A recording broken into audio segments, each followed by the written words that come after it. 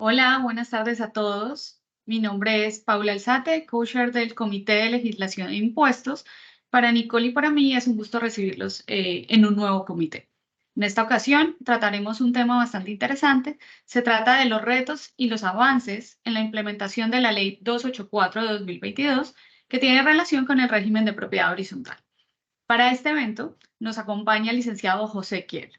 José cuenta con una licenciatura en Derecho y Ciencias Políticas de la Universidad Católica Santa María la Antigua, con un diplomado en Administración de Empresas de la Universidad de Louisville, un posgrado en Práctica Jurídica con especialización en Derecho Mercantil y Laboral del Colegio de Abogacía de Barcelona, un diplomado en Derecho Laboral de la Universidad Interamericana de Panamá, entre otros estudios.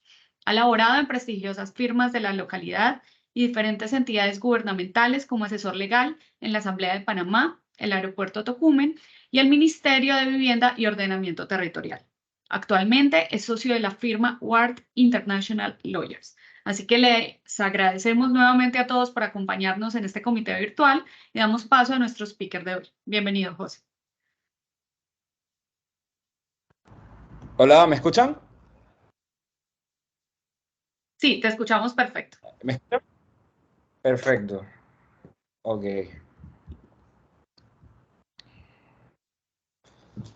Bueno, hablándoles un poco de mí, mi nombre es José Kiel, socio de la firma Guardia International Lawyers, como dijo Paula, y hoy les voy a estar hablando de los retos y avances de la implementación de la Ley 284, que rige la propiedad horizontal en Panamá. Como les iba comentando, la presentación sobre los retos y avances de la implementación de la Ley 284 de 14 de febrero, y lo primero de los que les tengo que hablar es, bueno, de qué es la propiedad horizontal. La propiedad horizontal eh, se crea bajo el régimen especial de propiedad horizontal como un tipo especial de propiedad con independencia funcional en donde coexisten bienes privados y bienes comunes. Es importante resaltar que lo que hace que esta propiedad sea, o sea, lo que la hace especial es que tenga una salida apropiada a la vía pública. Entonces, lo más importante de este artículo es que se crea la existencia de los bienes privados, los bienes comunes y la relación que existe entre estos es de lo que nace es por lo que nace la normativa. Entonces, los retos que tenemos con la implementación de esta ley. Es preciso destacar que estos retos nacen de el funcionamiento y la existencia de esa coexistencia entre los diferentes bienes que hay dentro de una propiedad horizontal. Es importante destacar también que otro reto que tenemos es que no todos, no todos los proyectos que existen, que se crean, pueden ser incorporados al régimen de propiedad horizontal si no se respeta la independencia funcional que tengan los mismos, es decir, la entrada independiente. Por lo que eso es un factor importante a la hora de realizar incorporaciones. Otro reto que tenemos que es bastante crucial en la actualidad es el tiempo de aprobación en los trámites, ya que aquí en Panamá la única entidad que se encarga de incorporaciones, desafectaciones y modificaciones al régimen de propiedad horizontal es la Dirección de Propiedad Horizontal del Ministerio de Vivienda. Eh, el año pasado se hizo un estudio y eh, el año pasado se incorporaron 5.000 unidades, o sea, 5.000 unidades en ese año, más todas las que existen en actualidad. Es decir, que solamente una oficina de una entidad gubernamental es la responsable de la incorporación y de todas las propiedades horizontales a nivel nacional, nivel provincial también. Todo lo que se haga en provincias diferentes a la ciudad de Panamá, todo lo ve la dirección de aquí de Panamá. Entonces, obviamente, por la cantidad tan grande de volumen que hay, eh, pues es difícil que se cumpla a veces con los tiempos de aprobación que esperan los usuarios en las incorporaciones o cualquier trámite que realicen. Ese es un reto que tenemos y que, bueno, es actual y es bastante, o sea, se está trabajando bastante en eso.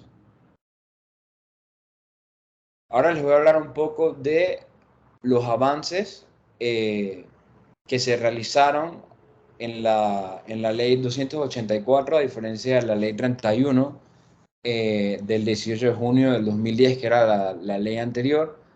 En esta ley entran nuevas figuras que les voy a estar comentando.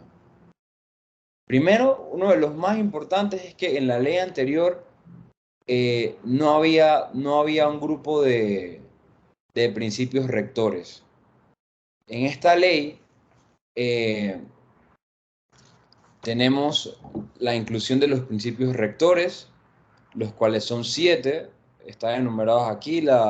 El número 1, la convivencia pacífica y solidaridad social, el derecho al debido proceso, el derecho a petición, el principio de confidencialidad, el respeto a las decisiones y el respeto el respeto a la dignidad humana y la, la sostenibilidad y función social.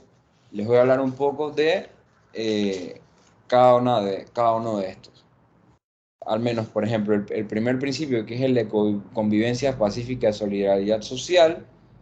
Esto quiere decir que la propiedad horizontal debe promover en sus reglamentos eh, relaciones pacíficas entre propietarios, residentes, basándose siempre en la cooperación y solidaridad social. El número 2, el derecho al debido proceso. Este es muy importante, ya que todas las propiedades horizontales tienen una asamblea de propietarios que vienen siendo todos los propietarios de las unidades inmobiliarias, y esta asamblea, que es el organismo máximo en la propiedad horizontal, designa una junta directiva. Entonces, asimismo como funciona la empresa, más o menos hay un par de similitudes entre el funcionamiento que hay en las propiedades horizontales. ¿Qué quiere decir eso? Que existen procesos, nacen procesos de, de este tipo de propiedad y la convivencia que se da. Entonces, esos procesos eh, se han creado, por ejemplo, en esta nueva ley, sanciones por incumplimiento de obligaciones, y que las personas, por ejemplo, que viven en la propiedad, tienen derecho a la defensa. Y un ejemplo de esto es, por ejemplo, a un propietario le colocan una multa y él no está de acuerdo.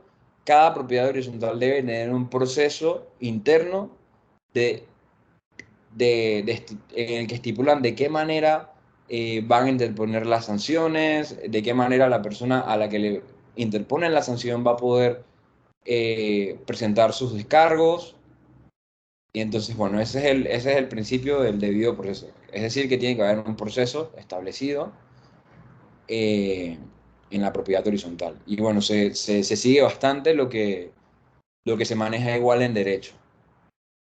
Ahora les hablo también del derecho a petición, que es el derecho que tienen los propietarios a solicitar de manera respetuosa y por escrito cualquier información que ellos necesiten sobre el estado de la propiedad horizontal, ya sea estados de cuenta, cotizaciones, contrataciones que se hayan hecho, entre otros. El número 4, el principio de confidencialidad.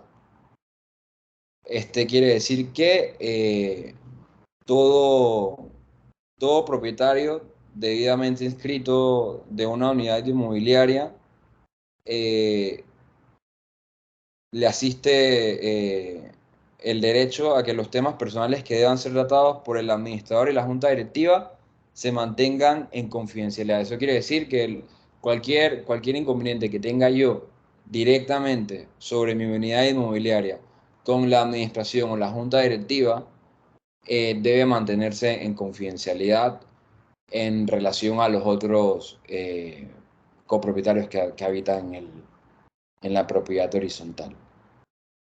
El número 5, el respeto a las decisiones. Este es un principio muy, muy importante porque habla enteramente de lo que se lleva en la asamblea de propietarios, que son las reuniones que se hacen anualmente en las propiedades horizontales o ya sean también extraordinarias.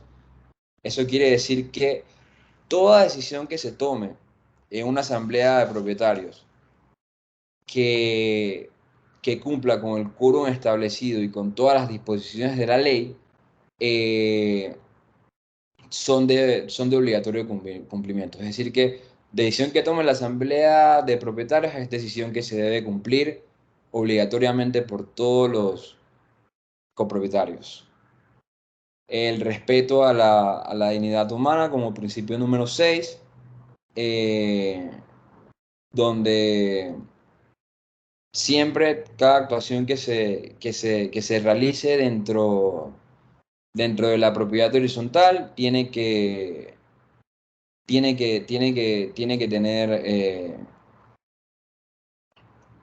respeto a la...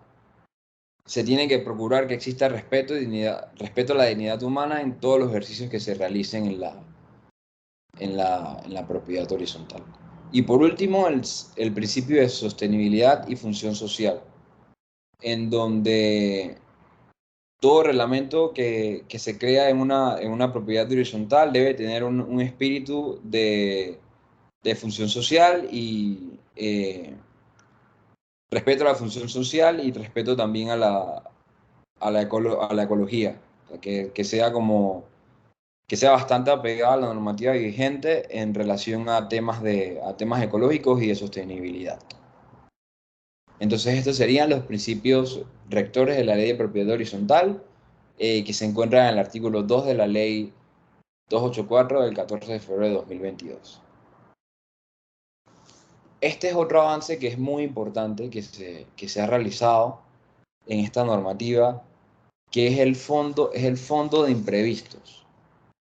En la ley 31 no existía el fondo de imprevistos, eh, y se los menciono como aparece en la ley porque no sé si la audiencia que está asistiendo ha tenido conocimiento de la nueva ley o si está familiarizada con la ley. Entonces, en algunas partes de esta presentación sí voy a estar como citando la ley tal y como está porque obviamente no, como no sé si todas las personas manejan enteramente la ley, sí debo como darles esa instrucción de cómo está estipulada y bueno, exhortarlos a que los que viven en una propiedad horizontal, cuando tengan un momento, se la pueden pedir incluso a sus administradores y le echen una visita, una ojeada a la ley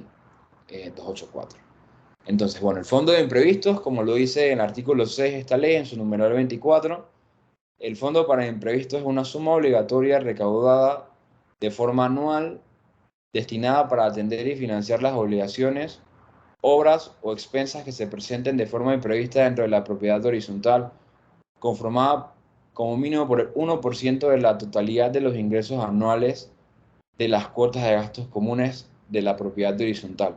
Este fondo es muy importante porque eh, vemos casos, por ejemplo, en los que por una situación de fuerza mayor se daña por ejemplo, un ascensor o algo por el estilo. Entonces, para no tener que crear una cuota extraordinaria para poder realizar esta reparación, se utiliza el fondo de imprevistos. Ok, este es otro punto importantísimo que no mantenía la ley anterior.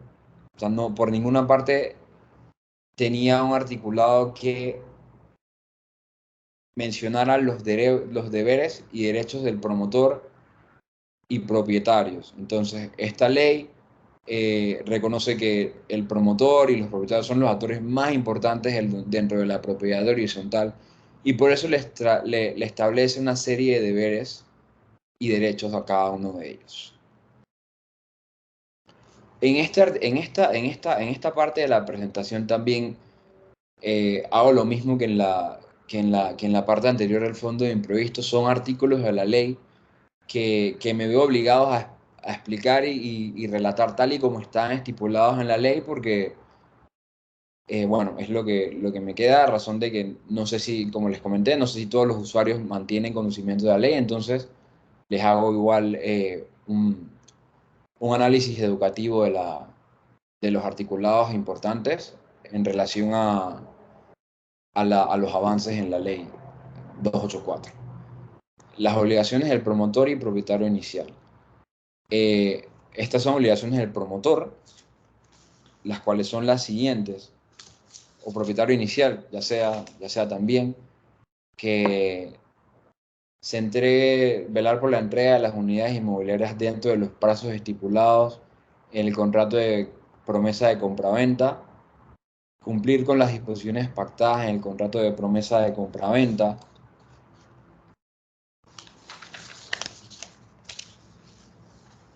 desarrollar el proyecto de acuerdo con el diseño aprobado por las autoridades competentes, elaborar en los proyectos por etapas o fases que ya han sido incorporadas al régimen de propiedad horizontal un presupuesto que contemple la totalidad de las cuotas de gastos comunes para esa fase y sufragar la totalidad de los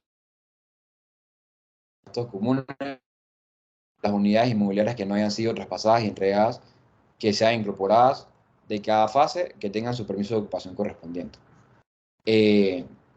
Son principios que vemos que realmente en la práctica no siempre se cumplen,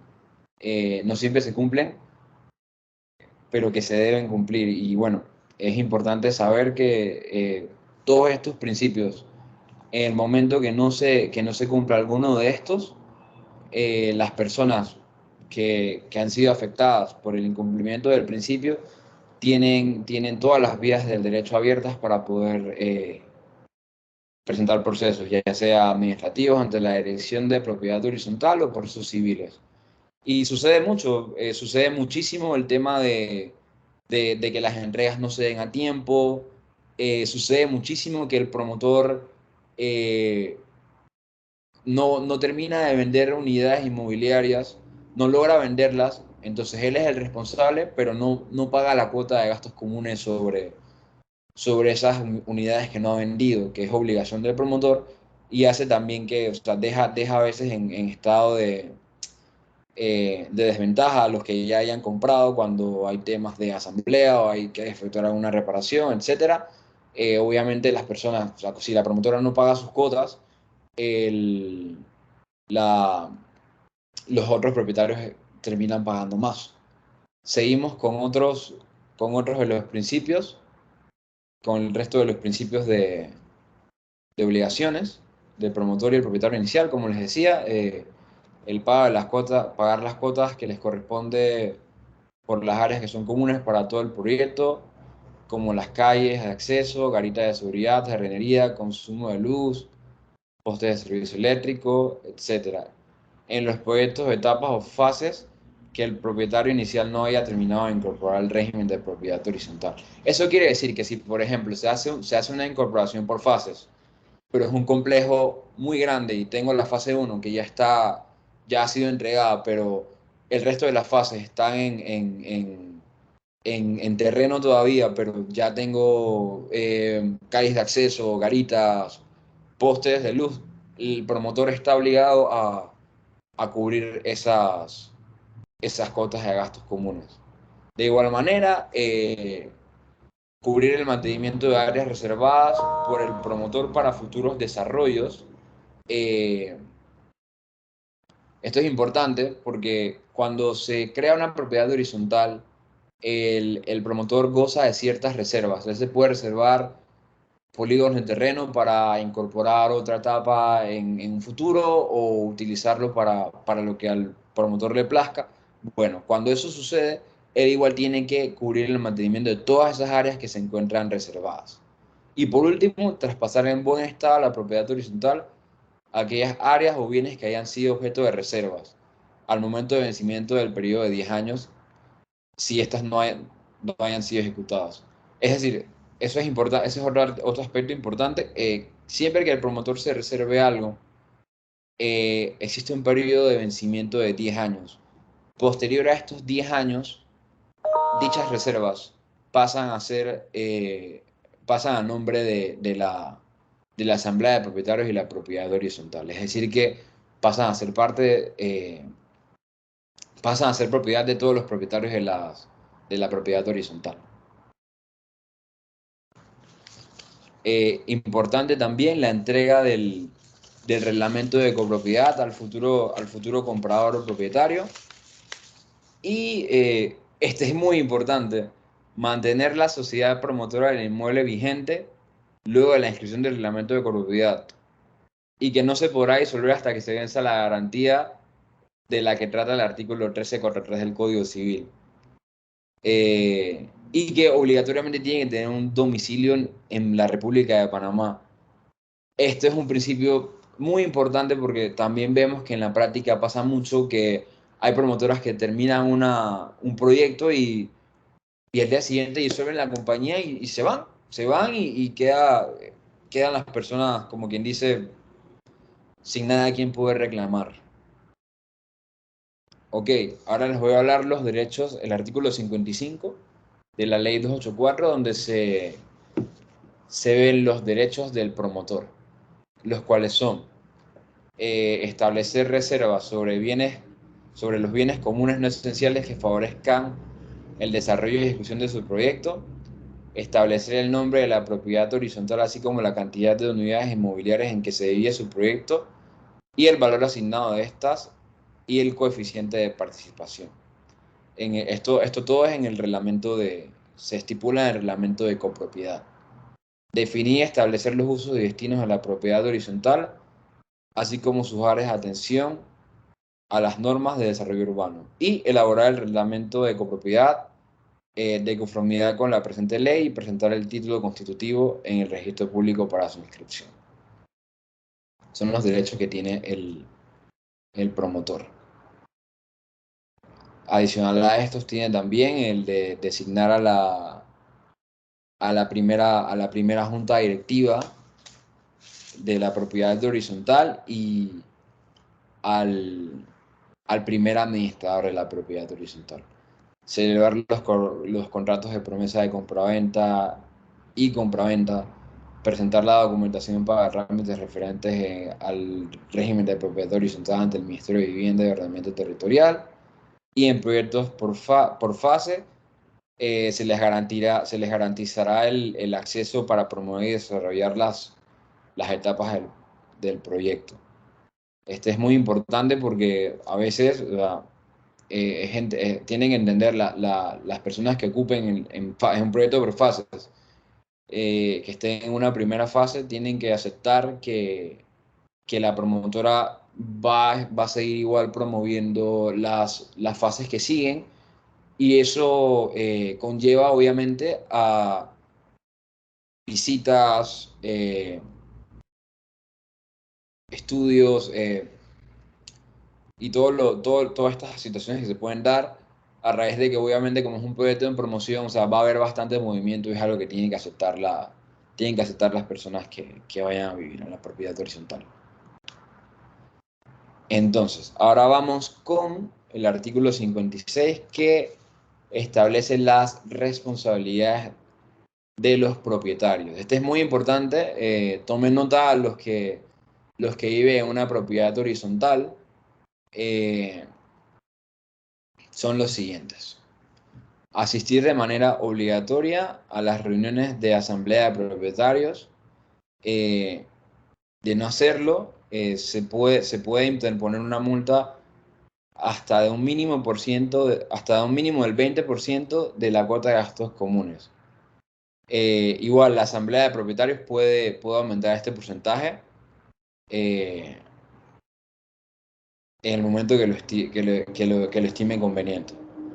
pagar las cuotas de gastos comunes, ordinarias o extraordinarias en las fechas o plazos establecidos, informar tan pronto tenga el conocimiento del administrador o la junta directiva cualquier irregularidad con la seguridad, salubridad, conservación y mantenimiento de los bienes comunes.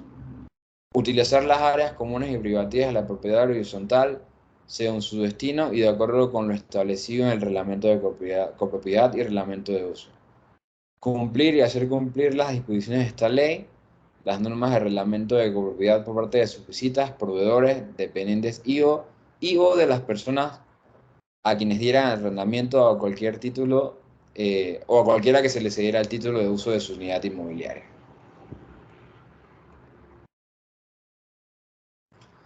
Ahora vamos con el artículo 57, que estipula los derechos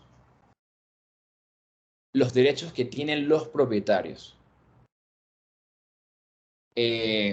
Número 1, recibir información relativa a la propiedad horizontal por parte de la Junta Directiva y o del administrador en los plazos establecidos en la presente ley cuando sea necesario.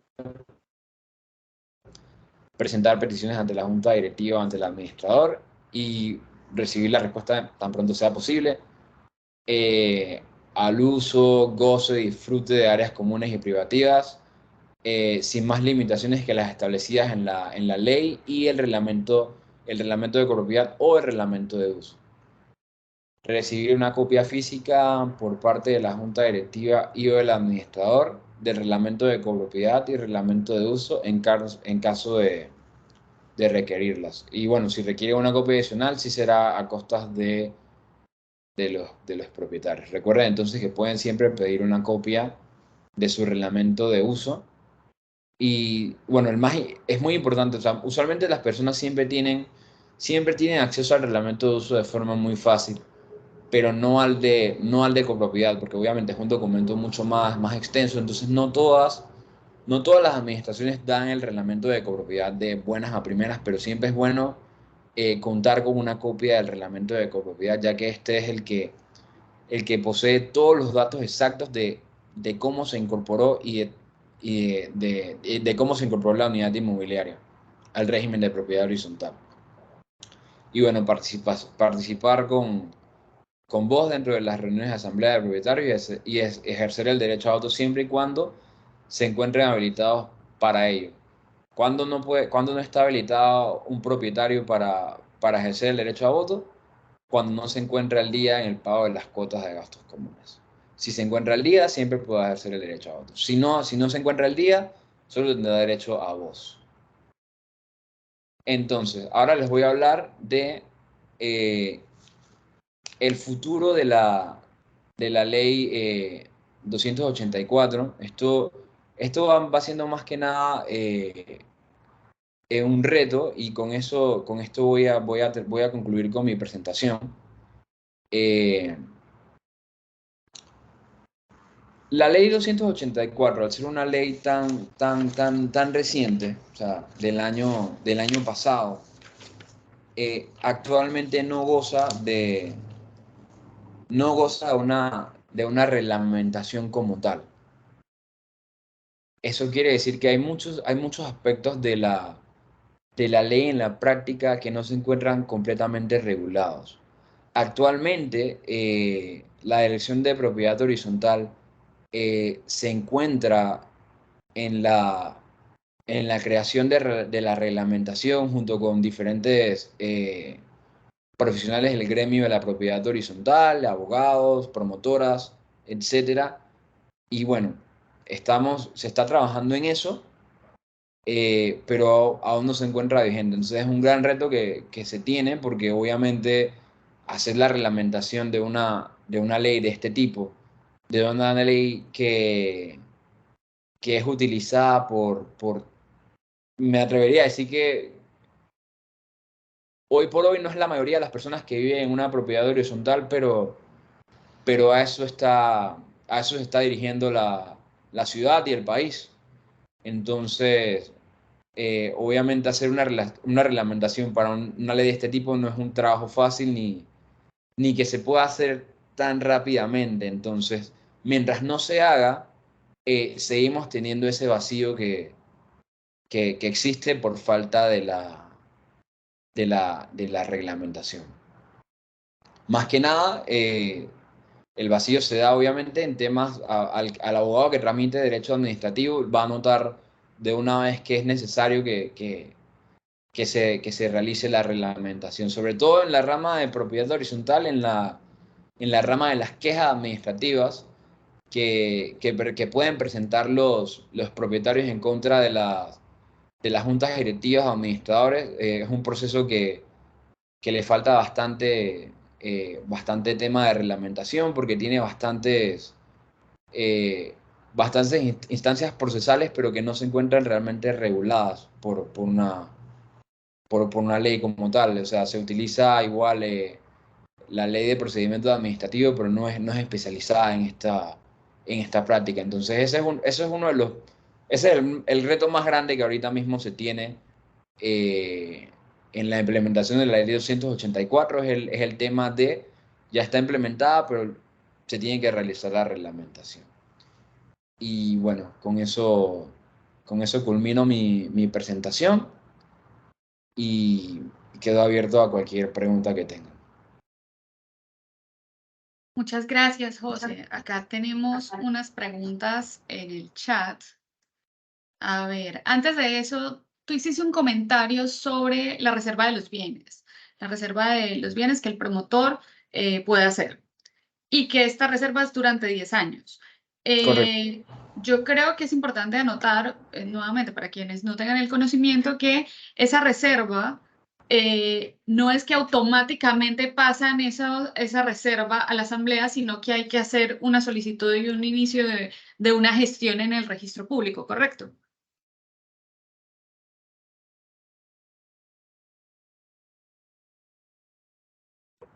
Correcto. Entonces, si bien se cumple con base en el régimen de propiedad horizontal, se cumple el término para que esa reserva pase a ser parte de la asamblea, pues obviamente hay que hacer un proceso administrativo ante el registro público. Entonces, tenemos las siguientes preguntas. ¿Puede algún miembro de la asamblea renunciar a su cargo aunque el PH tenga un proceso administrativo o judicial vigente?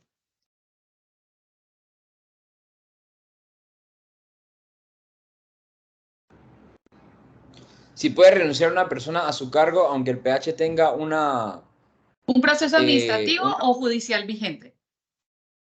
bueno, incluso esta es una pregunta bien interesante, porque también es una actualización que se dio en esta ley, en la ley anterior. Ni siquiera estaba estipulada la renuncia como tal. En esta ley se puede renunciar, o sea, puede renunciar, pero para renunciar igual tiene que realizarse una asamblea y tiene que haber una persona que quiera tomar el cargo. Si no hay una persona que pueda tomar el cargo, la persona que quiere renunciar no puede abandonar el cargo sin dejar a otro propietario para que ocupe el cargo. Entonces Bueno, sí puede hacerlo, pero tiene que haber una persona dispuesta a tomar el cargo. eso tendría relación con la siguiente pregunta, que es, ¿hay alguna forma de hacer obligatoria la sucesión de una junta directiva? Es decir, poner un tiempo perentorio para que los demás propietarios asuman el cargo. Esto con el fin de evitar la perpetuidad. ¿Cómo? Cuando hablaste de sucesión, Es me puedes decir, cuando vas a nombrar, ¿hay alguna forma de hacer obligatoria que, por ejemplo, otro propietario asuma el cargo de la junta directiva? No, lo que me quieres decir es cuando se repite y nadie se quiere postular y entonces se queda atrapado. Exactamente, o que renuncias, pero necesitas a alguien que ocupe tu cargo, no hay forma. Es decir, No, no, definitivamente la junta directiva está obligada a quedarse hasta que alguien decida asumir la responsabilidad. lastimosamente sí. Eso es algo que, Ese es un para gran eso, vacío. es que es lo que te digo, para eso se necesita una reglamentación.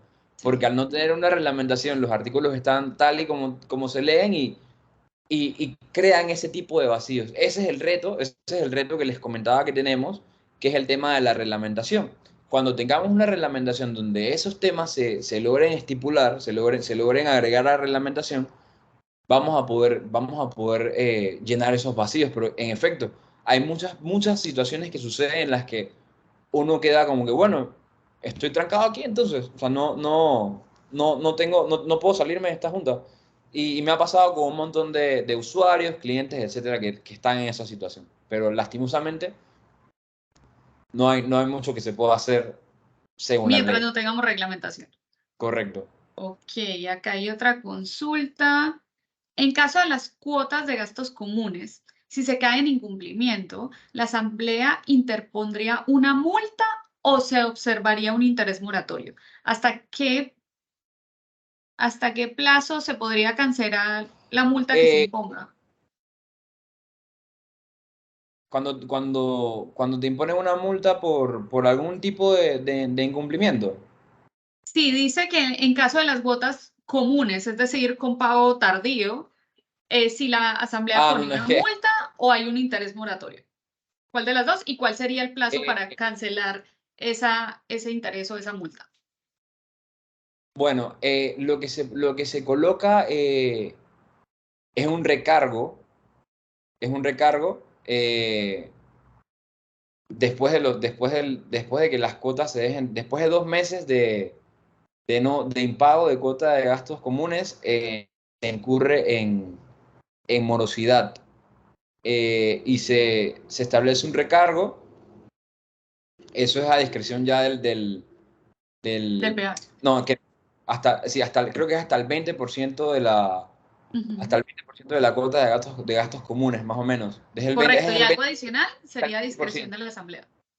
Es al 20, hasta el 20% de la cuota de gastos comunes o a discreción de la asamblea. Si la persona no paga, o sea, no paga y se va llenando, o sea, se va realizando, o sea, se va entrando en morosidad, lo que sucede ahí es que eh, la, la junta directiva y la administración tienen ciertos mecanismos para poder como hacer que la persona pague, ya sea muchas veces te corta el acceso al estacionamiento, eh, no te deja entrar a las áreas comunes, etcétera. Sobre el tema, o sea, la multa igual, la morosidad es igual es hasta 2 meses. Y no se puede poner recargos sobre recargos, es un solo recargo. Es decir, si yo debo 3 4 meses, eh, se me acumula cada cuota más un recargo del 20% sobre la totalidad de la morosidad que yo tenga. Igual, porque a lo que quiero llegar es que no hay un recargo sobre recargo. Ok, Y adicional a eso, bueno, eh, es importante destacar que la administración y la junta directiva también se encuentran en la capacidad de poder efectuar procesos ejecutivos en contra de la persona que no pague las cuotas de gastos comunes, ya cuando entra a una cuantía ya que pueda ser ya un proceso de mayor cuantía, etcétera, ya puede entrar por cobro ejecutivo civil, que se hace bastante también aquí en Panamá. ok. Acá tenemos otra consulta. Quisiera saber del artículo 96 del anteproyecto de ley 280, que dice que el administrador no será responsable personalmente, civil, administrativa o penalmente por las actuaciones en el ejercicio de su cargo. ¿Podría explicar un poco al respecto? Muy buena pregunta. Casualmente, esta pregunta me la hicieron la semana pasada. Hay que tener bastante, hay que verlo bien, o sea, hay que verlo como, hay que separar un aspecto de otro. Ok, me voy a poner a mí mismo como si yo fuera el administrador o miembro de la junta directiva, porque es importante que siempre tengan en cuenta que el organismo principal de la propiedad horizontal, o sea, el ente máximo, es la asamblea de propietarios, ni siquiera es la junta directiva. Eso quiere decir que los que manejan todo en realidad son los propietarios, en general, en conjunto. Entonces, si yo como administrador incurro en una actuación que puede entrar en un problema de carácter legal, pero yo incumplí por ejercer una función de mi cargo que me fue, encomendada a realizar por parte de la junta directiva o administrador, yo tengo esa protección. Pero si yo, como administrador o junta directiva, hago una acción sin consultar a la asamblea de propietarios en el ejercicio de mi cargo, que conlleva a un tema de carácter ya legal, ahí sí no tengo esa protección. Ahí sí, sí soy objeto de cualquier tipo de proceso, ya sea civil o penal inclusive. Ok, Entonces, siempre bajo la decisión de la asamblea en el ejercicio de su cargo. siempre va. Perfecto. Yo tengo una consulta y es con relación a algo que menciona esta normativa respecto a la conformación de los distintos comités de apoyo, transición y demás, que se entiende que son como subcomités que tal vez apoyarían a la junta directiva en algunas gestiones. Eh, ¿Qué tan obligatorio es o que pertenezca? Es decir, la junta directiva tiene la potestad de designar estos comités, de decir quiénes pertenecen, o también nuevamente son los propietarios que a discreción pueden ponerse a disposición para participar en esos comités. Por ahora, ¿cómo se está de pronto aplicando este punto de la normativa, teniendo en cuenta que nuevamente no tenemos la reglamentación? Bueno, la figura del comité es una figura que muy poco se usa en la práctica. De PHs que haya visto en mi práctica profesional como abogado que hayan tenido temas de comités, muy pocos. Es algo que no se utiliza mucho. Yo en lo personal, yo no los recomiendo mucho porque si ya con una junta directiva de 3 a 5 personas ya es complicado. Imagínense que tengan la junta directiva y diferentes tipos de comité y entra, o sea, mientras más personas, yo creo que es más complicado negociar, ¿eh? Entonces, a mi concepto no los recomiendo mucho, pero existen, están estipulados en la norma y hay algunas propiedades que lo usan, pero en efecto, Paula, como dices, no hay reglamentación per se de cómo debe trabajar el comité. Solo menciona que tienen la potestad de apoyar la junta directiva y a la administración. Y ya. Sí, sí, bueno. Sí, pendientes entonces todos de la reglamentación, porque si bien se tratan bastantes temas, sí quedan muchos otros vacíos. Acá tengo una última pregunta. Si una junta directiva tiene o se descubre que tiene alguna irregularidad durante su periodo, pero lo aflora en, a ver, pero lo aflora, ok, si una junta directiva se le descubre que durante su mandato tuvo alguna irregularidad que aflora durante la segunda junta directiva, es decir, Uy, durante se te la escuchó un poco cortada. Si siguiente. una junta directiva. A ver, es que entonces, básicamente lo que está diciendo es, actualmente hay una junta directiva de algún PH, pero se descubre durante la vigencia de esta nueva junta directiva que los anteriores miembros de la junta directiva tuvieron algunas irregularidades durante su gestión. ¿Qué se puede hacer? Es decir, me imagino que busca saber si la actual junta directiva tendría algún tipo de responsabilidad o cuándo o cómo sería el proceso para iniciar, pues, demostrar esos daños y esos Muy buena. inconvenientes.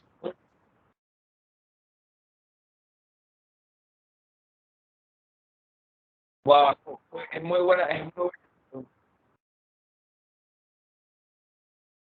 No te escuchamos bien. Muy buena pregunta. Pasan dos cosas. A veces sucede que se da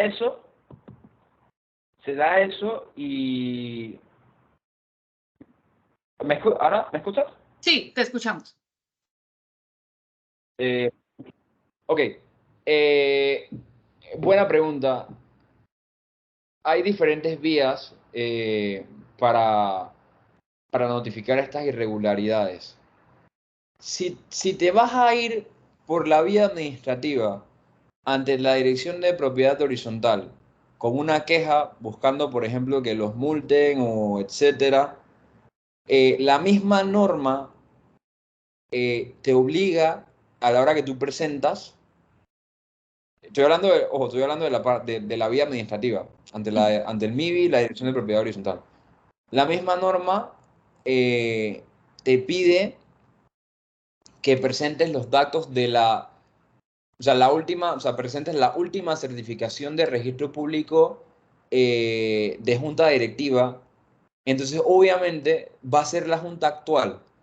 Entonces, cuando quieras actuar, o sea, si vas a actuar por la vía administrativa, se va a atacar directamente a la figura de la junta directiva, sea el que esté vigente. Entonces, ahí en la parte administrativa es un poco complicado agarrar a una junta anterior. Por lo que yo recomiendo en esto, o sea, si uno va a ir en contra de una junta vieja, ir por lo penal. Irse por lo penal o si hay también, si es un tema civil, irse también por la vía civil. Pero ir por la vía ordinaria si es una junta vieja, porque si lo haces por la vía administrativa, la misma dirección te va a pedir que traigas la última certificación. Entonces, básicamente le va a caer eso a la junta que está en vigencia. Actual. Correcto. Es que igual habría que ver, o sea, para yo decirte qué vía agarrar, si ordinaria o administrativa, tendría que saber exactamente cuál es el problema para decirte, bueno, mira, Claro. en base a esto es mejor que presentes ante PH, en base a esto es mejor que presentes ante la vía ordinaria. Entonces ahí está la respuesta, puedes hacerlo por las dos vías dependiendo De las de, circunstancias. de las circunstancias de la situación. Perfecto. Bueno, José, no tenemos más preguntas por ahora, así que te agradecemos nuevamente pues por acompañarnos en el comité de No, hoy. no, muchísimas gracias a ustedes y perdón por los inconvenientes del inicio con la presentación. Bueno, a veces pasa, no hay ningún problema. Igualmente, queremos agradecer a todo el equipo de AmCham, como siempre, por apoyarnos en la organización de los comités y a todos los miembros por participar. Así que los esperamos en una oportunidad y que tengan una feliz tarde. Hasta luego, que estén muy bien. Saludos. Bye. Bye.